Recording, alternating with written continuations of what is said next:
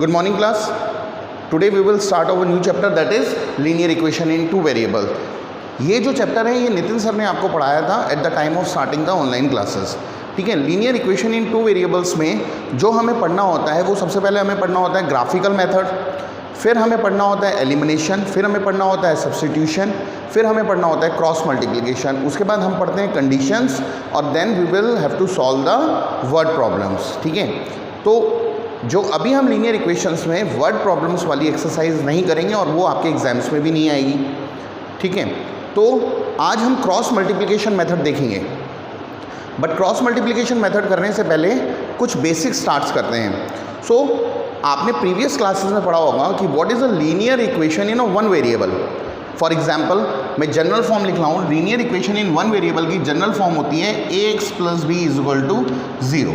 This is a linear equation in one variable. For example 2x - 6 = 0. ठीक है, 2x - 6 = 0 is a linear equation in one variable. अच्छा, one variable क्यों? क्योंकि यहाँ पर सिर्फ एक वेरिएबल है x. अब कोई कहेगा कि what is the solution of this linear equation. Solution का मतलब वेरिएबल की वो वैल्यू जो इस इक्वेशन को सेटिस्फाई करे. तो वो इक्वेशन कैसे निकलेगी, वो वैल्यू कैसे निकलेगी? तो देखो 6 यहाँ आ जाएगा, तो 2x = 6, x = 6/2 दैट इज 3. यानी x = 3 is the solution of this equation. ठीक है, इक्वेशन का सॉल्यूशन वो मतलब वेरिएबल की वो वैल्यू होती है जो इक्वेशन को सेटिस्फाई करे, मतलब जो LHS और RHS को इक्वल कर दें. अगर हम यहाँ पर 3 रखें तो देखो 3 × 2 = 6, 6 - 6 क्या 0 आ रहा है. So therefore x = 3 is the solution of this linear equation. तो ये जो हमने किया है this is linear equation in one variable. ये आपने अपनी प्रीवियस क्लासेस में 8th में 9th में पढ़ा है. But the topic is linear equation in two variable that we have to discuss in class 10th. तो देखो linear equation in two variable, तो what is a linear equation in two variable?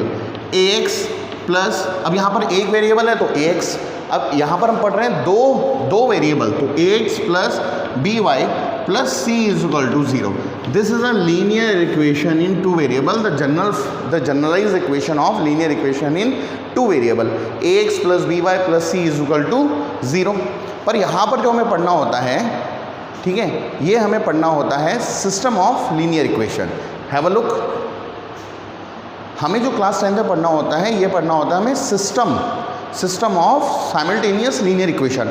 But before system को पहचानने से पहले, system को जानने से पहले, जो linear equation in two variable की जनरलाइज इक्वेशन होती है, जनरलाइज फॉर्म होती है, ये होती है ax + by + c = 0. यहाँ पर a b c जो होते हैं ये होते हैं हमारे रियल नंबर्स. क्या होते हैं? Real numbers. और a 0 नहीं हो सकता. देखो अगर a 0 हो गया तो ये linear equation in one variable बन जाएगी. और सिमिलरली b भी 0 नहीं हो सकता. तो a और b can not be equal to 0. So this is a linear equation in two variable. ठीक है, where a b c are real number and a and b can not be equal to 0, क्योंकि इनमें से अगर कोई भी एक 0 हो गया then it will convert into a linear equation of one variable. ठीक है, now we will study the system of linear equation. अब सिस्टम क्या होता है? तो जैसे मान लो मैंने एक इक्वेशन लिखी a1x + b1y + c1 = 0, और दूसरी मैंने एक इक्वेशन लिखी a2x + b2y + c2 = 0. ये दोनों इक्वेशन का सिस्टम बनता है तब जब x और y की वो वैल्यू जो इसको भी सेटिस्फाई करे और इसको भी सेटिस्फाई करे. मतलब x और y की एक वैल्यू जो दोनों इक्वेशन को अगर सेटिस्फाई करे तब दो इक्वेशन का बनता है system. Is that clear? Now इस x और y की वैल्यू निकालने के लिए यानी solution of this system we have for finding the solution of the simultaneous linear equation, for finding the solution of system, हमारे पास बहुत सारे मेथड्स होते हैं. कौन कौन से मेथड्स होते हैं? Let's discuss. सबसे पहला मेथड होता है जिसको हम बोलते हैं ग्राफिकल मेथड. कौन सा मेथड? Graphical method. ठीक है, एक होता है ग्राफिकली और एक होता है थ्रू एल्जेब्रा, और दूसरा मेथड होता है थ्रू एल्जेब्रा. ठीक है। अब अलजेब्रा में भी इसके सब पार्ट्स होते हैं। जैसे अलजेब्रा में सबसे पहला जो मेथड होता है for finding the solution of a system of linear equation, सबसे पहला मेथड होता है जिसको हम बोलते हैं एलिमिनेशन। दूसरा होता है सब्स्टिट्यूशन, तीसरा होता है क्रॉस मल्टीप्लिकेशन,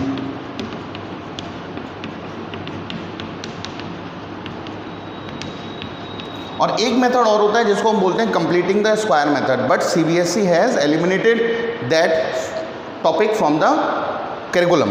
तो सीबीएसई ने उसको ख़त्म कर दिया है। तो बेसिकली हमें ग्राफिकल मेथड से फॉर फाइंडिंग द वैल्यूज़ और फॉर फाइंडिंग द सॉल्यूशन हमें ग्राफिकल सीखना है और अलजेब्रा के थ्रू सीखना है। अलजेब्रा में एलिमिनेशन होता है, सब्स्टिट्यूशन होता है और क्रॉस मल्टीप्लिकेशन होता है। ठीक है, नितिन सर ने आपको ग्राफिकल करा दिया था, एलिमिनेशन करा दिया था, सब्स्टिट्यूशन करा दिया था। So today we have to discuss the cross multiplication, क्योंकि आपके पेपर में भी आएगा क्रॉस मल्टीप्लिकेशन। अच्छा, क्रॉस इट डजेंट मीन कि मैं आपको सब्स्टिट्यूशन, एलिमिनेशन और ग्राफिकल मेथड रिवाइज नहीं कराऊंगा, but first we will see cross multiplication method and we will complete the exercise of cross multiplication, then condition, and then we will revise our substitution, elimination and graphical method. तो what is the system? System होता है कि दो equation और x और y की वो value जो इन दोनों को सेटिस्फाई करे वो कहलाता है हमारा system of simultaneous linear equation, जो कि हमें इस चैप्टर में पढ़ना है। So we will start cross multiplication. Have a look. Okay, so let's start our cross multiplication.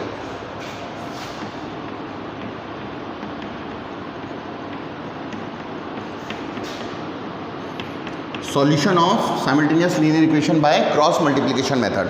अच्छा, अभी मैंने आपको बताया था सिस्टम क्या होता है। सिस्टम में दो इक्वेशन होती हैं। एक इक्वेशन होती है a1x plus b1y plus c1 is equal to 0, where a1 b1 c1 are real number, ठीक है, and a1 and b1 can not equal to 0। The same is also applicable for the second equation, a2 b2 and c2 are real number and a2 and b2 can not be equal to 0। अब देखो, cross multiplication method को करने के लिए सबसे पहले आपको general form पता होनी चाहिए। ये जनरल फॉर्म है, ठीक है। जनरल फॉर्म आपको आपके दिमाग में ध्यान रखना है कि कभी कभी क्वेश्चन में c1 इधर आ जाता है, तो इधर आ जाएगा तो उसको बेसिकली आपको दोबारा इस साइड ही शिफ्ट करना होगा, ठीक है। तो देखो, जब भी क्रॉस मल्टीप्लिकेशन का मेथड आएगा तो सबसे पहले आपको एक प्रोसीजर होता है, वो प्रोसीजर देख लो। यहाँ पर x है, y है, c है, ठीक है। x के साथ a1 है, x के साथ a2 है, y के साथ b1 है, y के साथ b2 है, c1 और c2 हमारे कांस्टेंट होते हैं। तो basically cross multiplication is a very simple and very easy topic.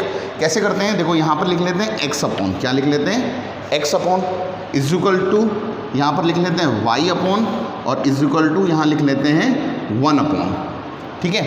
अब जब हम x की बात कर रहे हैं तो x वाले पोर्शन को, देखो x की बात कर रहे हैं तो x वाले पोर्शन को आप हाइड कर लीजिए। तो मैंने छुपा लिया, तो मेरे पास क्या बचा? b1 बचा, b2 बचा, c1 बचा, c2 बचा, ठीक है। तो मैंने यहाँ पर लिख लिया, क्या लिख लिया? b1 के नीचे जब x को हाइड कर लिया तो b2, और यहाँ पर लिख लिया मैंने c1 और c2, ठीक है। अब जब y के केस में आएंगे तो y वाले को हाइड कर लेंगे और हमें हमेशा आगे बढ़ना है, ठीक है। तो देखो, y वाले को हाइड कर लिया और हमें हमेशा आगे बढ़ना है, यानी y के आगे क्या है? तो यहाँ पर है c1 के नीचे क्या है? c2, और फिर पीछे आ जाओ, यहाँ पर क्या है? a1, और यहाँ पर क्या है? a2। Is that clear? अब जब 1 के ऊपर आएंगे तो c1 वाले को, यानी 1 एक कांस्टेंट है और c1 और c2 भी कांस्टेंट है, यानी इसको हमने हाइड कर लिया। अब हमारे पास क्या बचे हुए हैं? Coefficients a1, a2, b1, b2। Is that clear? So basically x में x को हाइड कर लेते हैं, तो क्या बचा? b1 b2 c1 c2, जो बचा वही लिख लिया, b1 b2 c1 c2। y के केस में y को हाइड कर लो और आगे बढ़ना होता है, c1 c2 और a1 a2, और कांस्टेंट के केस में इसको हाइड कर लिया तो क्या बचा? Coefficients a1 a2 b1 b2, ऐसे लिख लिया आपने, ठीक है। उसके बाद जो नेक्स्ट स्टेप होता है, हमेशा ऐसे मल्टीप्लाई करो। पहले इसकी मल्टीप्लाई इससे होगी पहले, फिर ये मल्टीप्लाई होगा, पहले ये मल्टीप्लाई होगा, फिर ये मल्टीप्लाई होगा, पहले ये मल्टीप्लाई होगा, फिर ये मल्टीप्लाई होगा। Is that clear? अगर आप ऊपर से नीचे नहीं आएंगे पहले, then your procedure become wrong और आपका आंसर गलत हो जाएगा। तो पहले जो होता है ऊपर से नीचे आना है, ऊपर से नीचे मल्टीप्लाई करना है, नीचे से ऊपर मल्टीप्लाई करना है, ठीक है। अब इसका मतलब क्या है? देखो, x अपॉन पहले ऊपर से नीचे मल्टीप्लाई करना है, मतलब B1C2 माइनस B2C1, ठीक है, B2C1 is equal to y upon ऊपर से नीचे C1A2 minus C2A1 is equal to 1 upon A1B2 minus A2B1. Is that clear? So this is the cross multiplication. Solution के लिए this is the cross multiplication method. अब we will see through one question.